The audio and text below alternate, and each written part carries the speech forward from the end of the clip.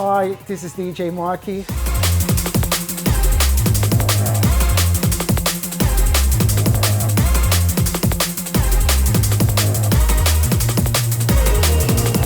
And that's how I DJ.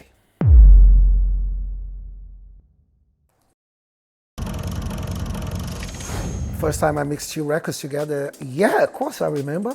It was at my friend's house.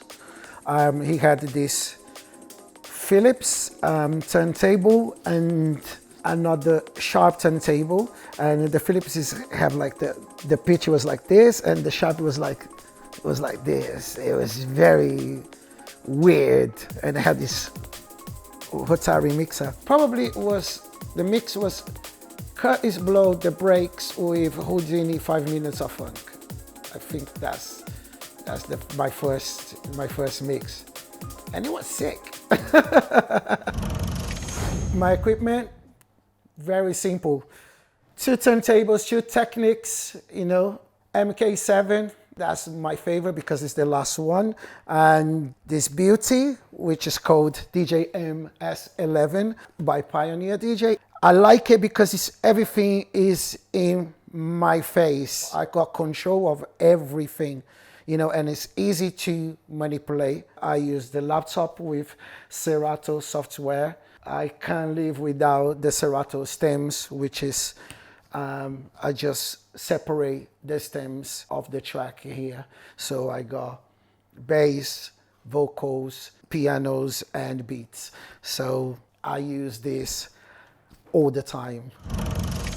This was a DJ competition in Brazil. It was not like DMC kind of thing. It was like mixing. And the first one, I lost it.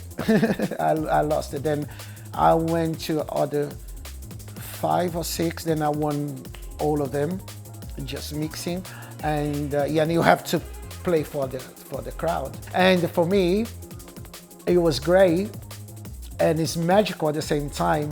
Not just because I was playing for the crowd, but because I was DJing on Technics. Because it was like one of my big dreams is have like a pair of Technics at home, And at the time it was very, very, very expensive.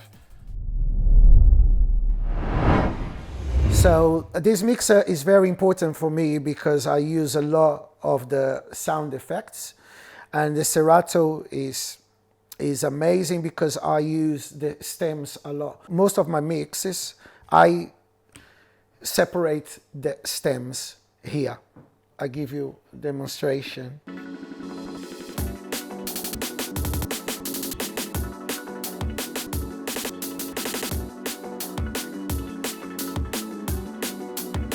But what I love is using the stems.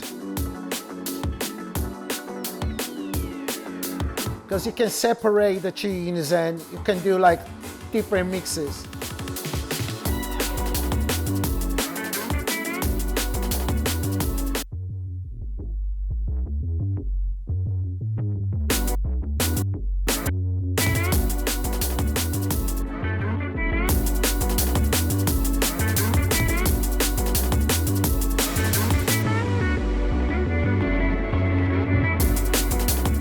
So you can do, you can jam in or create all over the tune.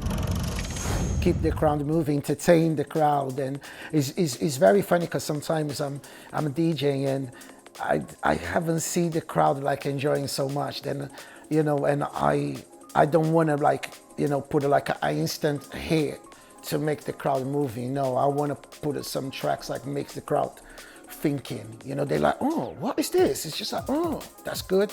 So that's the way I like to DJ. I don't like to do easy things, that's not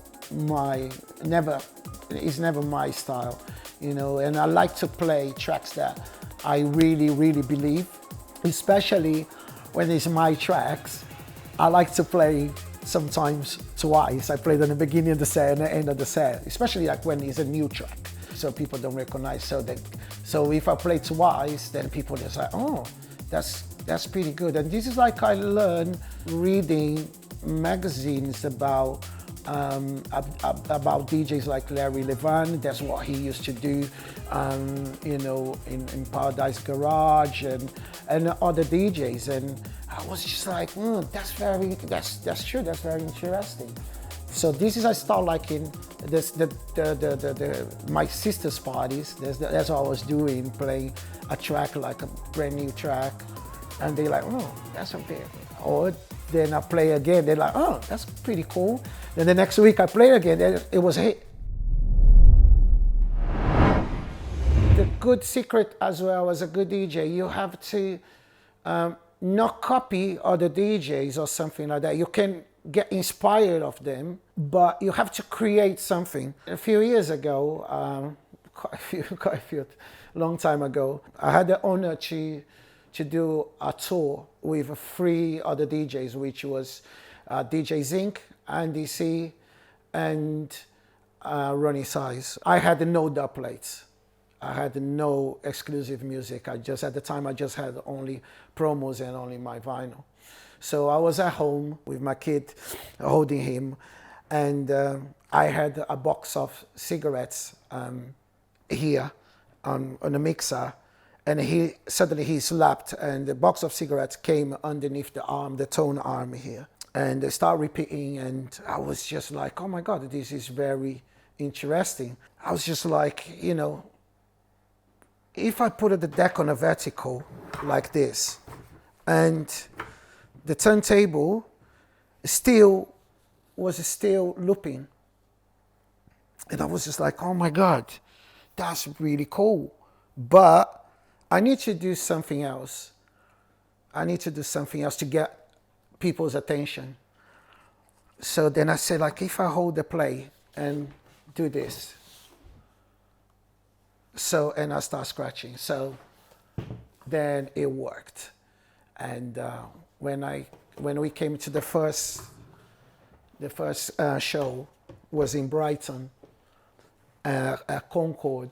I said to GQ, I said, what you are gonna do now? He's like, what? Then when I did this trick, the whole club completely went crazy. And I haven't seen anyone doing like this in drum and bass. Probably it's gonna be me. Anyways, so, but the trick is, today I'm not gonna do with the needle because I don't have the needle, but I can do with the face controller, which is absolutely amazing because I can do tricks like that. So I got the tune here. I picked up a hazard tune because it's got some melody here, which I can do this. Just look the sound effects. I just can't get these noises out of my head. They're driving me crazy. So it's cool. You need to know the tune, of course. And so that's when I say, like, yeah, it's not like hype, but I'm creating something, you know?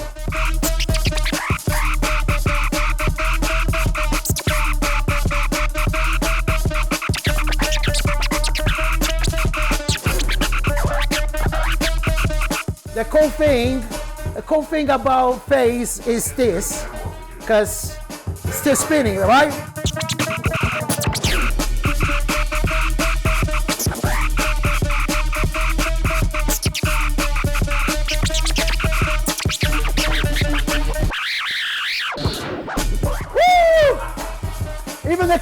Even the cap is gone. You know, I get excited, you know, when I play records. So yeah, it's pretty cool.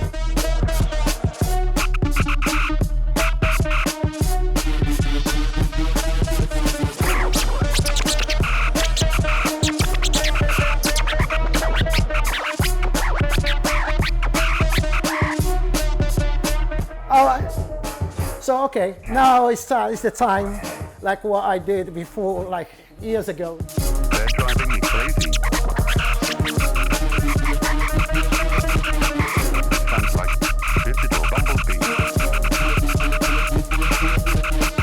It sounds like Serato immediately.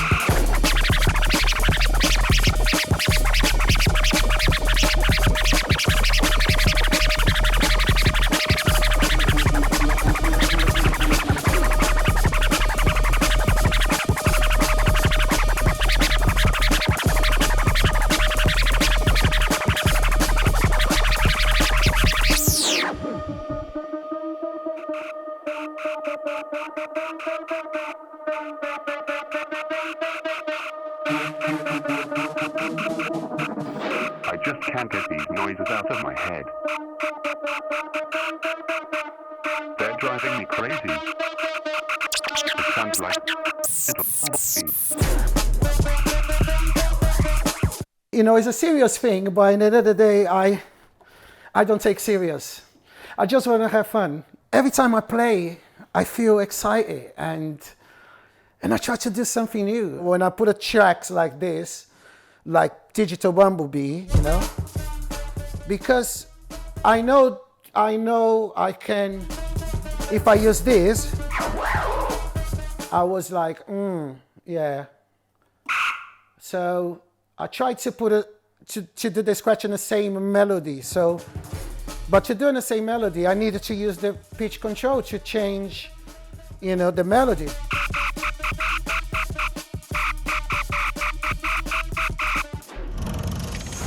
I still love go record shopping, and I love when, you know, I talk with the owner and he showed me some new old music, especially here, especially in London, because I learn a lot here. I learn a lot.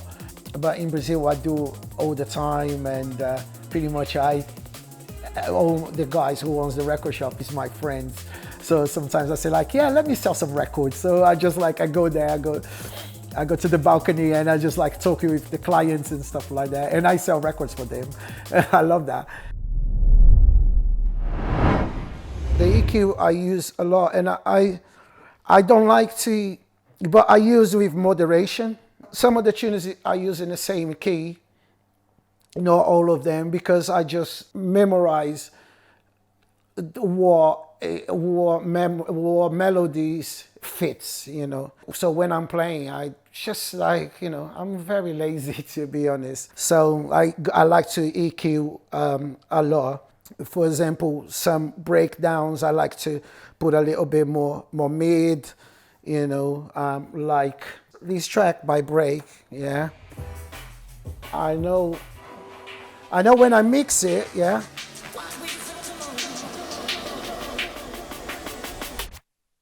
When the drop's coming, it's coming with a bass sound, you know, so I like to get the impact.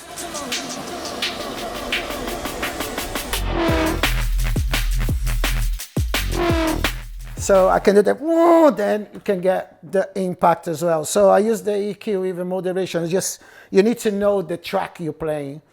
So you can do that and can get different reactions on the dance floor. My advice for the beginners is like, I came from a very poor background, but very happy.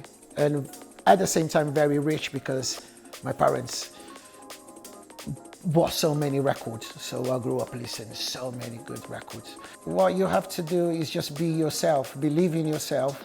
Don't try to copy anyone, try to be yourself, and don't forget to create your own hits, because that's when people is gonna remember you.